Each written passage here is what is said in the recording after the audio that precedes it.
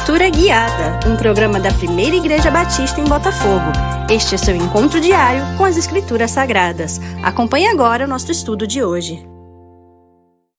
Amados irmãos, graça e paz do Senhor Jesus, vamos para a nossa leitura do capítulo 7 e 8 do livro de Juízes. Gideão, com 300 homens, livra o povo de Israel dos midianitas. A gente vê ali que do verso 36 ao 40 do capítulo 6, Gideão pede provas a Deus. Essas provas são sinais da incredulidade de Gideão. Elas não são para serem imitadas. Eu vejo muita gente querendo imitar, pedindo prova a Deus. Senhor, se é do Senhor mesmo que aconteça isso, se essa porta de emprego é do Senhor, que tenha este sinal, se esta moça é a moça com quem eu tenho que casar ou namorar, que venha este sinal, que ela seja assim, Isso não existe, irmão, isso não existe, O fato de Gideão pedir um sinal a Deus mostra a sua incredulidade, a sua falta de fé, mais do que a sua fé em Deus, tá? Então, é um sinal de reprovação do caráter de Gideão.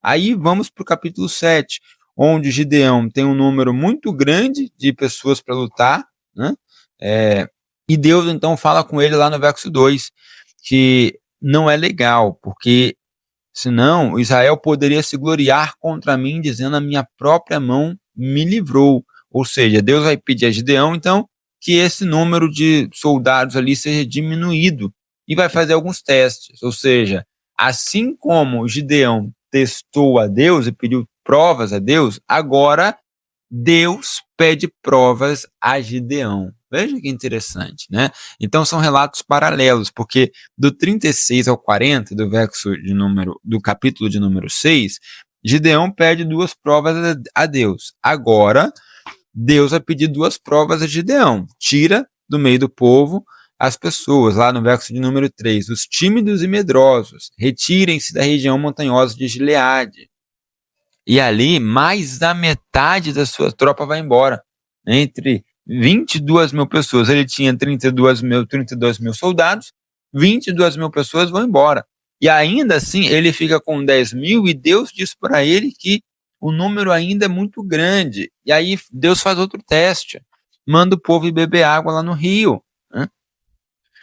O verso 5 traz o teste, que é, todo que lamber a água com a língua, como faz o cão, esse porás à parte, como também é todo aquele que se abaixar de joelhos a beber. Ou seja, nós temos aqui um versículo complicado, Você fica se perguntando, aquele que se abaixa para lamber a água com a língua, como faz um cachorro, e o que se ajoelha. Na verdade, essas expressões, elas são que são autoexplicativas, Uma explica a outra. Aquele que bebe água com a língua, como faz o cão, mas que também se abaixa de joelhos para beber, porque ele só poderia beber a água com a língua, como um cachorro, se ele se abaixasse, tá? Então, a ideia do texto é: todo aquele que se ajoelhar para beber a água e a beber com a língua, como faz um cachorro, esse você vai excluir. É um teste muito voltado para a ideia de atenção ao inimigo.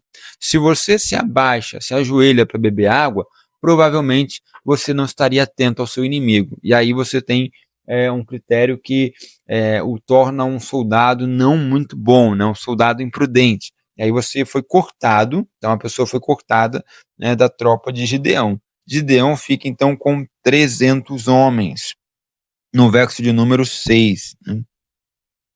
Então você imagine o temor que passa no coração de Gideão. Mesmo assim ele vai. Ele é obediente a Deus e ele leva o povo para a batalha, mesmo com medo. Então, perceba que há aqui, irmãos, um progresso na vida espiritual de Gideão.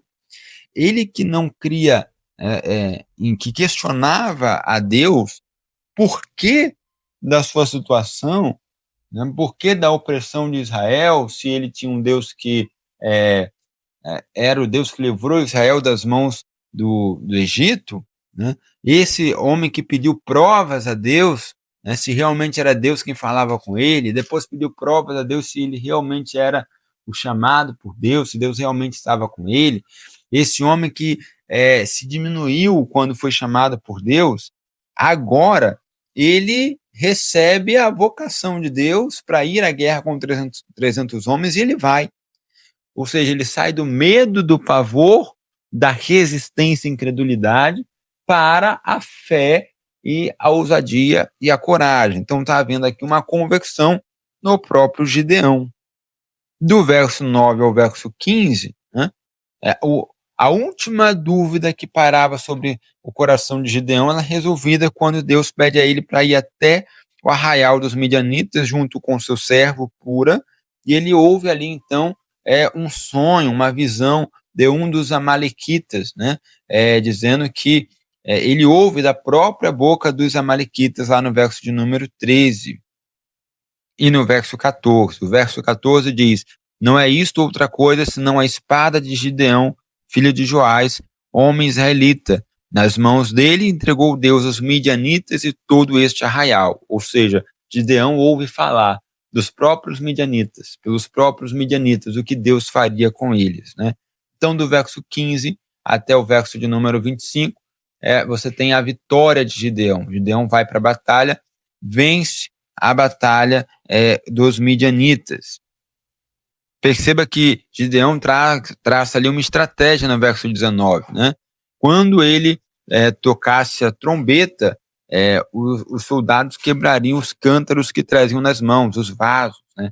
Isso fazia o quê, irmãos? Isso dava a ideia de que o povo que estava ali com ele era muito grande. Ou seja, qual era a intenção de Gideão? Dar a sensação para os midianitas de que a tropa de Gideão era muito grande, porque o barulho que faria era um barulho muito alto, né? Então, os midianitas entenderiam que o exército de Gideão era um exército enorme, né? E pediu para que esses soldados gritassem espada do Senhor e de Gideão. Então, ele convoca a guerra e pede para que clamem seu nome ali na hora da batalha. O verso 21 estabelece um marco importante, veja, e permaneceu cada um no seu lugar, ou seja, eles não correram, os soldados não correram, mas dentro do arraial dos midianitas começou uma confusão, em que um homem começa a matar o outro, e assim eles vão indo até findarem-se esses homens, até todos, alguns fogem, né, mas chega um momento em que Gideão consegue então invadir o arraial, porque ele já está esvaziado. O capítulo de número 8 traz ali os efraimitas, a tribo de Efraim, questionando a Gideão por que eles não foram convocados para a guerra, né? Veja o capítulo 8, verso 1.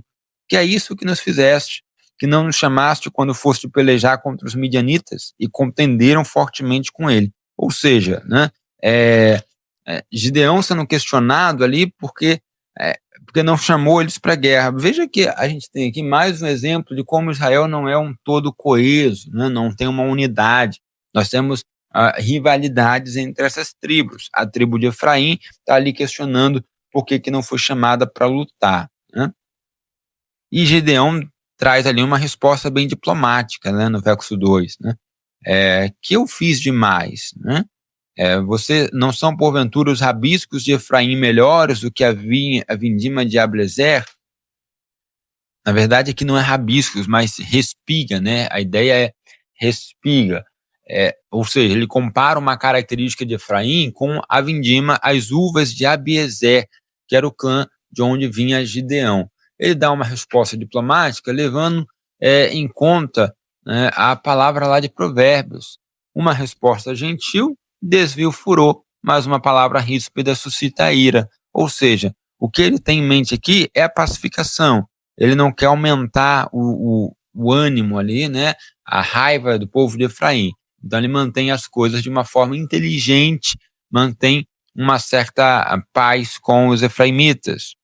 Veja lá no verso de número 3, essa menção, olha, abrandou-se-lhes a ira para com ele, ou seja, a inteligência de Gideão, né, a sua suavidade na resposta fez com que os efraimitas se acalmassem e a paz ali fosse mantida.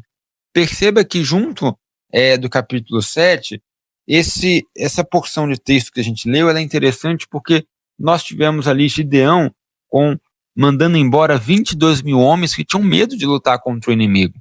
Por outro lado, nós temos a tribo de Efraim que queria lutar, mas não foi chamada. Então perceba como Israel está desmoronando, alguns com medo, outros questionando o não chamamento. Não há uma unidade, não há uma união entre eles, né?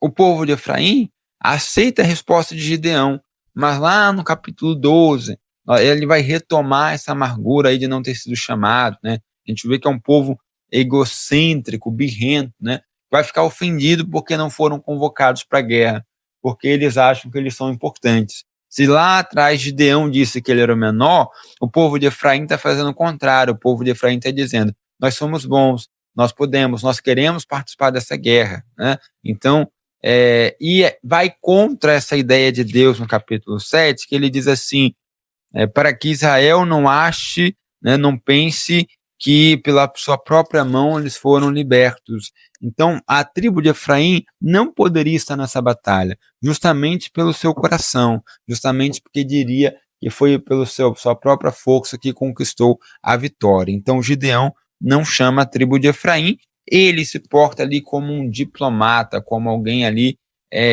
mais voltado para o acordo do que para gerar ali qualquer transtorno, né? A partir do verso 4, nós temos um desenrolar da história de Gideão, né? Veja que ele passa o Jordão, né, com 300 homens. Então ele pega esses 300 homens e ele continua a perseguição aos reis midianitas. No verso 5, ele chega até Sucote. A cidade de Sucote pertencia à tribo de Gade, né? E Gideão vai pedir ali alguns pães para os seus homens que estavam cansados. Porém, né, os príncipes de Sucote e de Gade, eles vão recusar. Por que eles vão recusar? Veja, porventura tem já sob teu poder o punho de Zebe e de Salmuna, para que demos pão ao teu exército? Ou seja, eles vão desconfiar de Gideão. Primeiro eles alegam, então, com essa frase, que Gideão ainda não conquistou esses reis. Mas, na verdade, o que está aqui por trás é uma desconfiança do caráter de Gideão. E como é que Gideão responde no verso 7? Né? Por isso, quando o Senhor entregar nas minhas mãos Zebe e Salmuna, trilharei a vossa carne com os espinhos do deserto e com os abrolhos. Ou seja, Gideão responde de forma vingativa, irada. Não é a mesma ira que ele demonstrou com os efraimitas. Então, perceba que começa a haver aqui uma mudança no caráter de Gideão, na pessoa de Gideão. Gideão agora não é mais o líder conquistador, temente a Deus e corajoso, e diplomata, mas não é mais o pacificador. Ele é agora um tirano cruel. O coração de Gideão mudou a partir da vitória que ele teve, né? Então perceba que o mesmo acontece, né, com a cidade de Penuel, né? Assim como aconteceu em Sucote, Gideão vai até Sucote, pede que os seus homens sejam alimentados, mas o povo de Penuel responde a Gideão evitando ele, ao que Gideão mais uma vez responde com um aviso de guerra. E aí do verso 10 em diante, né, ele tem ali a perseguição aos reis de fato dos midianitas, a Zeba e Salmuna, que ele vai derrubar esses reis, vai conquistar esses reis. No verso de número 12, ele prende os 2 reis dos midianitas.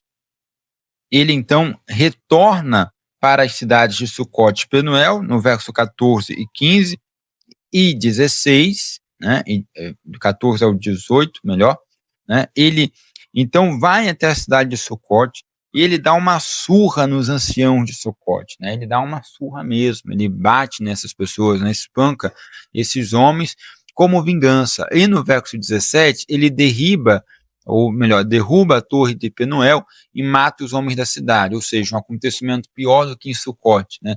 Veja que a vingança está aumentando, e essa vingança está se instalando no coração de Gideão, e ganhou agora efeitos práticos, e Gideão já não é mais aquele homem diplomático, Gideão agora é um homem furioso, né?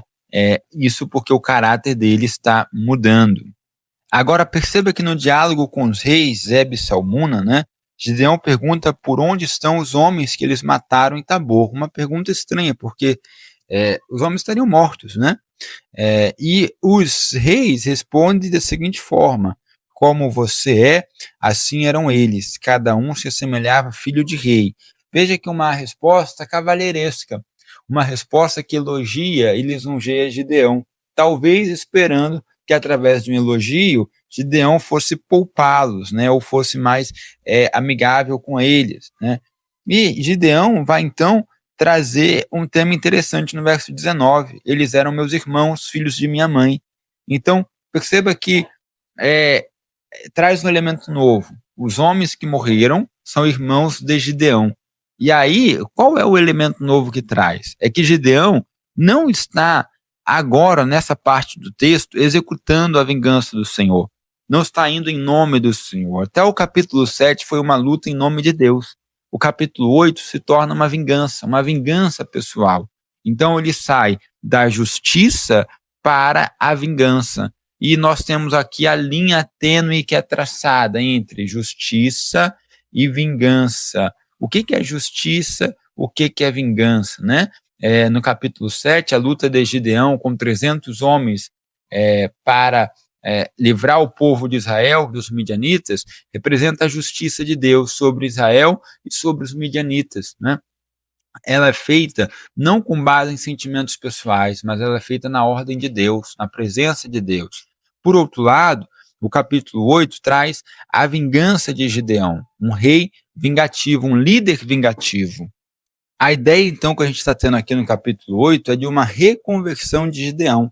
Se no capítulo 7 a gente vê Gideão mudando, indo em direção ao caráter de convertido, nós vemos agora uma reconversão, ou seja, um caminho mau. Gideão sendo tirano, sendo vingativo, né? O escritor não quer que a gente se agrade do caráter de Gideão. Porém, nós temos um problema lá no verso 22, que é assim, olha: então os homens de Israel disseram a Gideão: domina sobre nós, tanto você como teu filho e os filhos de teu filho, porque nos livraste do poder dos midianitas. Veja que se o escritor não gosta do caráter de Gideão, e a ideia dele é que nós também, leitores, não gostemos, né? Por outro lado, o povo de Israel gosta. O povo de Israel se sente atraído pelo caráter de Gideão de forma a chamá-lo para ser rei deles, né?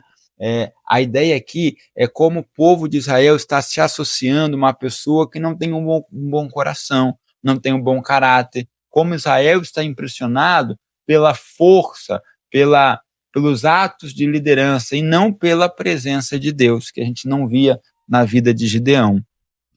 Agora vamos analisar a resposta de Gideão. Veja, ele diz assim: não dominarei sobre vocês, nem tampouco meu filho dominará sobre vocês. O Senhor dominará. Então perceba que aqui ele demonstra um temor a Deus. Ou seja, Gideão é essa figura complexa, uma figura que ora está se aproximando de Deus, ora tem seu coração repleto de vingança, ora se retorna para Deus, né, se submete a Deus. Então ele tem ali algumas coisas, o princípio, por exemplo, da liderança de Deus, ele reconhece, mas ele não reconhece Deus reinando em seu próprio coração, né? É complexo como nós somos complexos, nós também temos pecados, nós também temos caráteres, às vezes falhos, né? Esse é o Gideão, né? Então, primeiro ele dá essa evasiva, né, o Senhor dominará sobre vocês. Mas ele também não repreende o povo, né? Ele mantém o povo no seu desejo. Se eles quiserem escolher outro, tudo bem, mas ele se evade dessa disposição de reinar em Israel, né? E ele vai pedir ali no verso 24, agora, argolas, né? Argolas do despojo, ou seja, parte do despojo, argolas de ouro. E o que ele vai fazer? Ele vai fazer uma estola, né? Uma estola sacerdotal. E essa estola vira um objeto de idolatria. Essas argolas que estão ali no texto são descritas como brincos, tá? São brincos de ouro. Ele recebeu 1.700 ciclos de ouro, que daria quase 20 quilos de ouro. Perceba no verso 27 que diz que o povo se prostituiu após ela. Provavelmente ele fez uma estola e ele deve ter feito também a imagem, né? Porque essa estola sacerdotal, ela deveria ser posta em uma imagem. O que dá a entender é que Gideão, ele restabeleceu o culto a Baal, por isso a ideia de prostituir-se, né, com ela, né? Ou prostituir-se com a imagem, né, em que estava a estola, né? E o texto diz que a estola veio a ser um laço a Gideão e a sua casa. Ou seja, apesar de recusar ser um rei, ele agia como um rei, porque ele foi o patrocinador do culto a Baal, né? E quando o texto diz assim, veja se um laço de Gideão e a sua casa, essa é uma forma de expressão usada para falar sobre os reis de Israel, né? Então é um aspecto aqui que enxerga Gideão como uma espécie de rei, um rei que recusou ser rei, mas ele recusou oficialmente, mas na prática ele agia como tal, né? A recusa de Gideão ao reinado revela para a gente que, na verdade, ele tinha o interesse de ser rei, mas ele não fez por algum impedimento, né, por alguma resistência interna, né, da sua própria psique. Porém, ele se porta como tal, né? E isso é uma aberração para o povo de Israel, pelo menos para o escritor da história, tá? Ele não vê Gideão como um bom personagem, um personagem controverso, tá? Veja o verso 30, né? Olha, teve Gideão 70 filhos, todos provindos dele, porque tinha muitas mulheres. Olha o problema das mulheres aí. Mais uma característica negativa sendo tratada sobre Gideão, né?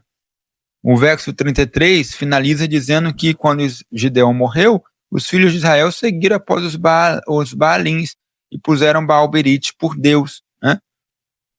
E os filhos de Israel não se lembraram do Senhor, seu Deus, que os livrara do poder de todos os seus inimigos ao redor, nem usaram de benevolência com a casa de Jerubaal, a saber, Gideão. Então perceba que a história de Gideão termina de uma maneira muito ruim, muito negativa, né? Às vezes a gente tem aquela ideia de Gideão, o soldado, o líder de 300 homens que derrotou os midianitas.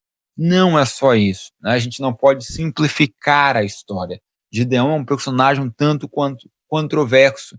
E é assim. Perceba que Josué não é esse personagem. Moisés também não. Não há dúvidas sobre o caráter de Moisés, não há dúvidas sobre o caráter de Josué, mas há dúvidas sobre o caráter de Gideão. Porque a proposta do livro de Juízes é mostrar o quanto o povo estava longe de Deus e o quanto a sua liderança também estava longe de Deus. Também tinha um coração ruim, também tinha um coração idólatra, um coração vingativo, um coração rancoroso, né? Então, muitos dos juízes de Israel não eram pessoas leais, não eram boas pessoas, né? Na verdade, após Débora foi a última juíza ali com características positivas. Depois de Débora, todos os juízes que se levantarem, Gideão, Jefité, Sansão, são juízes com marcas negativas de caráter, tá? Mostrando que o povo está caindo, o povo está distante de Deus, e mostrando também a misericórdia de Deus em usar pessoas até de caráter duvidoso, de personalidade duvidosa, pessoas vingativas, pessoas tiranas, pessoas com desejo de reinar, como foi Gideão, né? Deus usa essas pessoas para livrar a Israel, embora essas pessoas não necessariamente tenham sido servas fiéis de Deus. Bom, finalizamos aqui a leitura do capítulo 8, né, do livro de Juízes. Vamos agora à leitura do capítulo de número 9. Em breve você terá aí o áudio do capítulo 9 de Juízes. Um abraço e até breve.